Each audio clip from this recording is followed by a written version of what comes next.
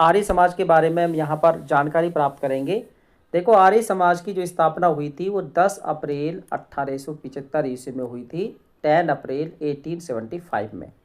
किसने की थी? स्वामी दयानंद सरस्वती ने इसकी स्थापना की थी। कहाँ पर की थी? चिरगांव, मुंबई में की थी। ये हमें याद रखना है। अगला है कि आर्य समाज का मुख्य उद्देश्य क्या था। देखिए, आर्य समाज का मुख्य उद्देश्य था प्राचीन वैदिक धर्म की शुद्ध रूप से पुनः स्थापना करना। तो प्राचीन जो वैदिक धर्म है उसकी शुद्ध रूप से पुनः स्थापना करना, यह आर्य समाज का मुख्य उद्देश्य था। अब हम जानकारी प्राप्त करेंगे स्वामी दयानंद सरस्वती का जन्म कब हुआ था और कहाँ हुआ था। देखिए, स्वामी दयानंद सरस्वती का जन्म 12 सितंबर 1824 में, 12 सितंबर 1824 ईस्वी में हुआ था। कहाँ हुआ था? ये टंकारा गांव में हुआ था। और ये टंकारा गांव कहाँ था? ये गुजरात में था, मोरबी रियासत में। ठीक है, ये हमें याद रखना है।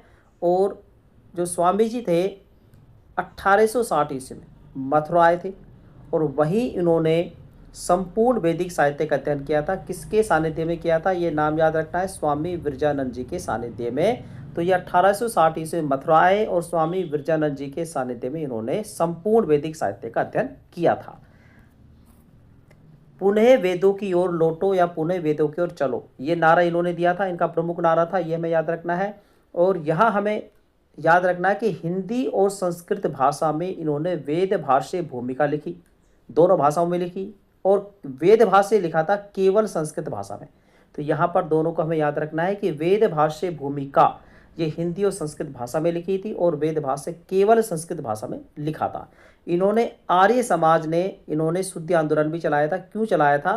क्योंकि जो हिंदू धर्म है से अन्य धर्म ग्रहण कर चुके लोग हैं उनको वापिस हिंदू धर्म से जोड़ना या वापिस हिंदू धर्म में लाना, और उसका प्रयास किया था। इसके लिए इन्होंने शुद्धि आंदोलन चलाया था। ठीक है, स्वामी दयानंद जी ने स्वराज शब्द का प्रयोग किया था पहली बार। तो ये प्रश्न अक्सर पूछा जाता है कि स्वराज शब्द का प्रयोग करने वाले प्रथम व्यक्ति कौन थे? तो स्वामी दयानंद सरस्वती जी थे।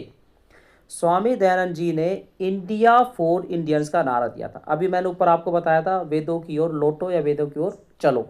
तो एक इंडिया फॉर इंडियंस का नारा भी इन्होंने दिया था और इन्होंने हिंदी को राष्ट्रीय भाषा बनाने की वकालत भी की थी। अब देखिए, ये 30 अक्टूबर 1883 ईस्वी में अजमेर में आए थे, राजस्थान में। वहाँ इनको नन्नी जान नामक एक वेश्या ने जहर दे दिया था, जिनके कारण इनका निधन हो गया था। तो ये डेट हमें याद रखनी है, 30 अक्टूबर 1883 ईस्वी में। सरस्वती ने कुछ रचनाएं की थी, उनको हमें याद रखना है। कौन कौन सी रचना है बच्चों? देखो, सत्यार्थ प्रकाश स्पष्ट रूप से याद रखेंगे, हिंदी भाषा में इसकी रचना की गई थी। तो अक्सर पूछा जाता है कि सत्यार्थ प्रकाश कौन सी भाषा में लिखी गई थी? तो हिंदी भाषा में। और इसके अलावा इन्होंने ऋग्वेद भाष्य, संस्कार विधि, वेदांग प्रकाश, संस्कृत वाक्य प्रबोधन, ये सभी रचनाएं इनके द्वारा की गई थी।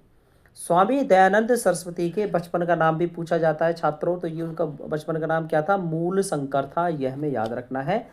आगे देखिए, 1886 ईस्वी में लाहौर में स्वामी दयानंद सरस्वती के अनुयायी थे लाला हंसराज। तो उन्होंने दयानंद एंग्लो वैदिक कॉलेज की स्थापना की थी। दयानंद एंग्लो कॉलेज वैदिक कॉलेज जो स्थापना की गई थी वो लाहौर में की गई थी 1886 ईस्वी में। किसने की थी? इनके अनुयायी थे लाला हंसराज, उन्होंने की थी। 1901 ईस्वी में स्वामी श्रद्धानंद जी ने कांगड़ी में गुरुकुल विद्यालय की स्थापना की थी। तो ये भी हमें याद रखना है। और आर्य समाज ने नमस्ते शब्द का प्रयोग और प्रचलन किया था। तो ये भी अच्छा प्रश्न है बच्चों। केशव चंद्र सेन की सलाह पर ही उन्होंने सत्यार्थ प्रकाश की रचना हिंदी में की थी। हमने ऊपर पढ़ा था कि सत्यार्थ प्रकाश की रचना हिंदी में की थी इन्होंने, और वो किसकी सलाह पर की थी? केशव चंद्र सेन की सलाह पर। आगे देखिए बच्चों, श्रद्धानंद ने हानि उठाकर भी अनेक पत्र पत्रिकाओं का प्रकाशन करवाया था देवनागरी लिपि में, क्योंकि पहले इसका प्रकाशन उर्दू में होता था, बाद में उन्होंने देवनागरी लिपि में लिखी हिंदी में इसका प्रकाशन करवाया था। सिरोल नामक एक अंग्रेज था, उन्होंने स्वामी जी की रचना सत्यार्थ प्रकाश को क्या बोला था? ब्रिटिश साम्राज्य की जड़ें खोखली करने वाला। उन्होंने लिखा था कि जो स्वामी जी दयानंद सरस्वती ने जो सत्यार्थ प्रकाश हिंदी में लिखा था उसको बोला था ब्रिटिश साम्राज्य की जड़ें खोखली करने वाला ग्रंथ। आगे देखिए बच्चों, आर्य समाज का आदर्श वाक्य क्या है? तो पूछा जाता है। तो आप लिखोगे कर्णवंतो विश्व आर्यम, अर्थात विश्व को आर्य बनाते चलो। तो बच्चों ये जानकारी थी आर्य समाज से संबंधित, और अभी तक आपने मेरे चैनल को सब्सक्राइब नहीं किया है, चैनल को सब्सक्राइब कर दें, वीडियो को लाइक और शेयर कर दें, और इसी तरह के वीडियो देखने के लिए चैनल पर बने रहें।